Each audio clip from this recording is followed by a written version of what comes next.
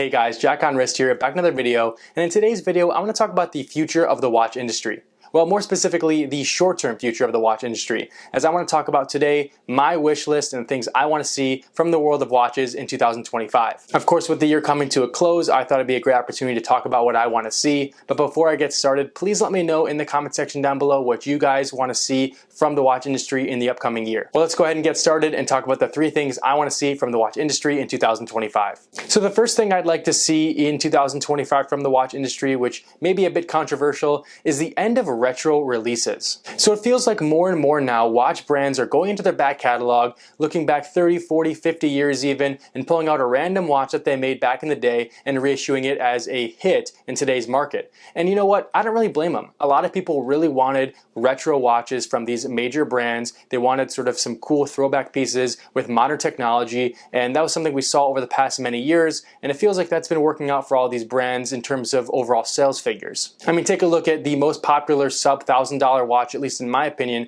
the Tissot PRX. I mean, that is a back catalog piece from Tissot, and it's worked wonders for them to re-release that. Of course, there's a little more strategy than just randomly picking out a piece from the 70s and reissuing it, but for the most part, it feels like these brands are really trying to leverage their previous history and heritage to make a couple quick dollars. And again, there's nothing really wrong with that. Obviously, history and heritage are super important, and we talk about that a lot within the watch industry, but you know, it feels like there's an over-reliance on these retro designs, and there's not a lot of new things coming to market. And this is really an opinion I never thought I'd actually have within the watch industry, as I'm a huge fan of vintage style watches and retro reissues.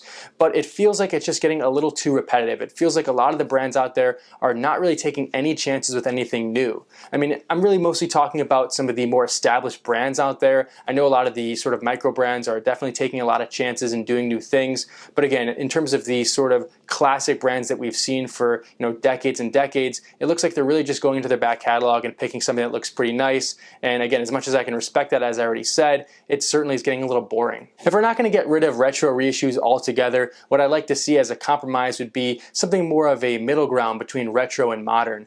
Think about something like the Omega Seamaster Heritage that we've seen over the past couple of years. That really is a cool way to tie in the old style Omega Seamaster with some more modern features and design language. I think that would be a really cool way to sort of introduce some of those old things that we used to love about certain vintage style watches, but again, introducing it with the new modern brand identity. I'm not really so certain that this trend will end within the watch industry because it does seem to be extremely successful, but that is at least my first opinion or first thing I'd like to see in the world of watches in 2025. The next thing I'd like to see from the watch industry in the upcoming year is another trend that I think should end, and one that I think should have ended a long time ago, and that is the end of the integrated bracelet sports watches. It feels like for a better part of a decade, we've seen so many different brands, both established and new micro brands, give a try as to try to make something very similar to the Patek Philippe Nautilus or the Audemars Piguet Royal Oak, and really trying to sort of piggyback off of this integrated sports style bracelet watch.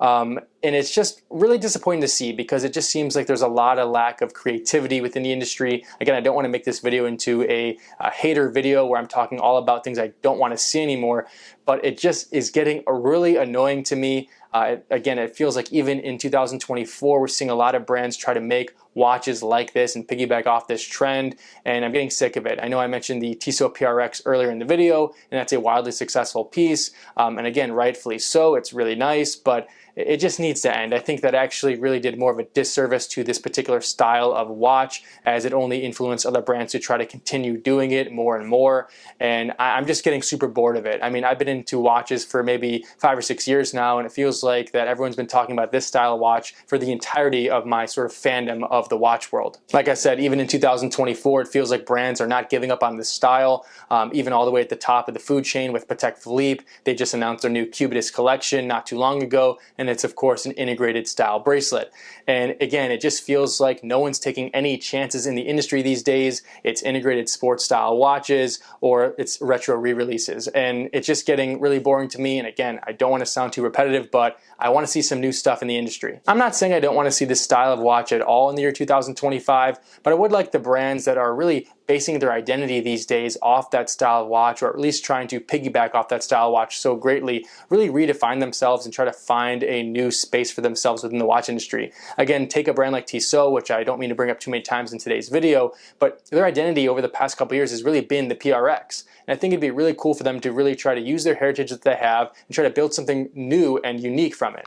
Okay, so the last thing I want to see in the watch industry for the upcoming year is maybe something a little different, and I'm not sure if anyone out there really agrees with me, but I want to see the return of quartz watches. And I know what you're saying. Quartz watches already exist, they're already out there, and they're relatively prevalent, which I would certainly agree with, but a lot of the major brands are really neglecting quartz watches in my humble opinion, and I'd like to see them make a comeback. It feels like the only brands making quartz watches that are worthwhile are Citizen and Grand Seiko. I know they have sort of a little bit of an advantage in terms of their more advanced quartz movements, but I like to see some of the mid-tier luxury brands take a more of a step towards quartz watches and not be afraid to utilize those movements more. It feels like a lot of luxury brands are really only using quartz movements in ladies models and a few random watches here and there. Obviously brands like Rolex will never touch a quartz watch. I know they made one in the 70s with the oyster quartz, but for the most part, you know, they're not going to be touching anything like that. But I think it can still be a successful movement for a lot of these luxury brands. I know they're afraid of sort of diminishing their value and being seen differently with a quartz movement, but I mean, I'm a huge fan of quartz and I think they should be utilizing it more. I'm trying to have more of an outsider perspective here. I know those within the watch community are definitely super all in on automatic movements, or at least most of us, but I think the average person who's buying a luxury watch who just got a promotion or just graduated school or did whatever thing that wants to celebrate it, or just someone who wants a nice watch, they probably don't really care about the movement. They just want something that's going to look cool on wrist and want it to keep accurate time. So I think it'd be probably a smart move to sort of employ some of these quartz movements a little bit more in the industry. But that's pretty much it for this video. Those are the 3 things I want to see in the watch industry in the upcoming year, and I'm really curious what you guys think. I'm not sure if you guys agree with what I'm saying or vehemently disagree. Either way, let me know in the comment section down below. But that's pretty much it. If you enjoyed, please like and subscribe. I would greatly appreciate it, and I will catch you guys in the next one.